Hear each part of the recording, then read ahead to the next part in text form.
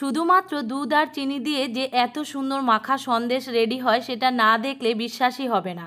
চলো তাহলে শুরু করা যাক আজকের এই মাখা সন্দেশের রেসিপি, যেটা বানানো খুবই সহজ আর খেতেও অনেক বেশি সুস্বাদু। মাখা সন্দেশ বানানোর জন্য প্রথমে গ্যাস ওভেনে কড়া বসিয়ে দিয়ে দিয়েছি 300 গ্রাম দুধ। দুধটা আগে থেকে ঘন করে জাল করে রেখেছিলাম, যেহেতু ঠান্ডা হয়ে গেছে এবার শুধু গরম করে নেব। দুধটাকে ভালোভাবে গরম করে নিয়েছি আর এর মধ্যে আমার আগে থেকে দিয়ে দিয়েছিলাম আমি 2 চামচ গুঁড়ো দুধ, যেটা স্কিপ হয়ে গেছে, এর জন্য আমি আরও একটু গুঁড়ো দুধ দিয়ে দিলাম। এই দুধের মধ্যে গুঁড়ো দুধের পরিমাণটা বেশি হলে এতে কিন্তু কোনো অসুবিধা হবে না, এতে মাখা সন্দেশটা খেতে অনেক বেশি ভালো হবে। গুঁড়ো দুধটা ভালোভাবে মিশিয়ে নেওয়ার পর দিয়ে দিয়েছি ছোটো বাটির 1 বাটি চিনি। চিনির পরিমাণটা এখানে কিন্তু অনেকটাই বেশি লাগবে। তো চিনিটা দেওয়ার পরে যখন দুধের সঙ্গে গলে যাবে, দুধটা কিন্তু অনেকটা পাতলা হয়ে যাবে, এতে ভয়ের কোনো কারণ নেই। চিনির জলটা শুকিয়ে আসলে দুধটা আগের মতোই আবার ঘন হয়ে আসবে, আগের থেকে পরিমাণে অনেক বেশি ঘন হয়ে আসবে। তো এইভাবে অনবরত নেড়ে নেড়ে দুধটাকে জাল করে নিতে হবে। এবার আমি এখানে 5 মিনিট পর দেখাচ্ছি। দুধটা দেখো আগের থেকে অনেকটাই কিন্তু ঘন হয়ে এসেছে। এবার এর মধ্যে দিয়ে দেব হাফ বাটি দই। দইটা আমি অতটাও টক দই ব্যবহার করছি না, দইটা দেওয়াতে এই যে মাখা সন্দেশটা এটার মধ্যে কিন্তু একটা দানা দানা ভাব চলে আসবে আর খুব সুন্দর কিন্তু খেতেও ভালো লাগবে। তবে দইটা খেয়াল রাখবে, খুব বেশি টক হলে কিন্তু খেতে ভালো লাগবে না। আমি দইটাকে আগের দিন রাতে পেতেছিলাম আর যেহেতু এখন গরম বাইরে রেখেছিলাম, দইটা জমে গিয়েছে। তারপর দিয়ে দিয়েছি 2টো ছোটো এলাচ, এতে সন্দেশের মধ্যে ফ্লেভারটা দারুণ আনবে। এই সময় অনবরত নেড়ে যেতে হবে, নাড়ানো বন্ধ করলে কিন্তু নিচে লেগে যাবে আর নিচে লেগে গেলে মাখা সন্দেশটা খেতে একেবারেই ভালো লাগবে না। তো এইভাবে গ্যাসের আঁচকে লো টু মিডিয়ামের দিকে রেখে অনবরত নাড়তে হবে আর খেয়াল করে দেখো অনেকটাই কিন্তু দানা দানা হতে আরম্ভ করেছে।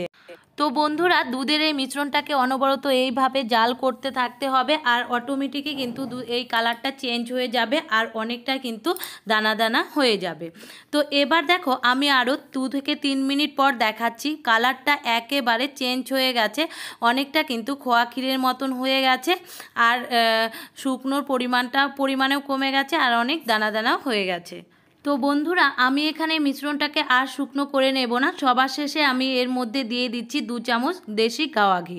এতে ফ্লেভারটা দারুণ আনবে, খেতেও কিন্তু খুবই ভালো হবে।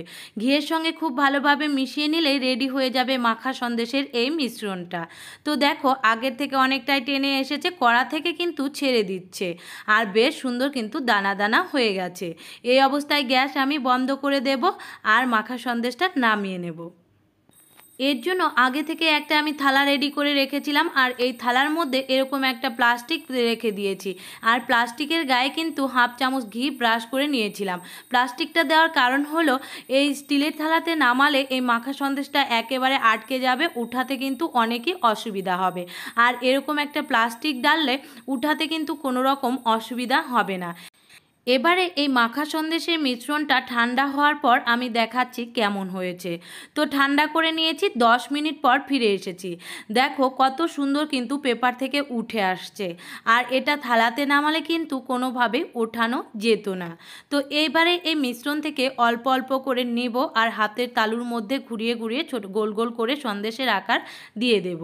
তো দেখো একটা রেডি হয়ে গেছে। এইভাবে সমস্ত সন্দেশগুলো আমি তৈরি করে নিয়েছি আর এই সময় সন্দেশের মিশ্রণটা কিন্তু অনেকটাই নরম আছে আর পুরোপুরি 1 ঘন্টা বা 30 মিনিটের মতন ওয়েট করে তারপরে সন্দেশটাকে পরিবেশন করে দেখবে, অনেকটা শক্ত হয়ে যাবে, খেতে বেশ ভালো হয়। ওপরে কিশমিশ দিয়ে ডেকোরেশন করে দিয়েছি, তোমরা তোমাদের পছন্দ মতো ড্রাই ফ্রুট দিয়ে ডেকোরেশন করতে পারো। তাহলে আজকের এই মাখা সন্দেশের রেসিপি ভালো লাগলে ভিডিওটিতে লাইক করবে, কমেন্ট করবে আর চ্যানেলটিকে সাবস্ক্রাইব করে পাশে থাকবে।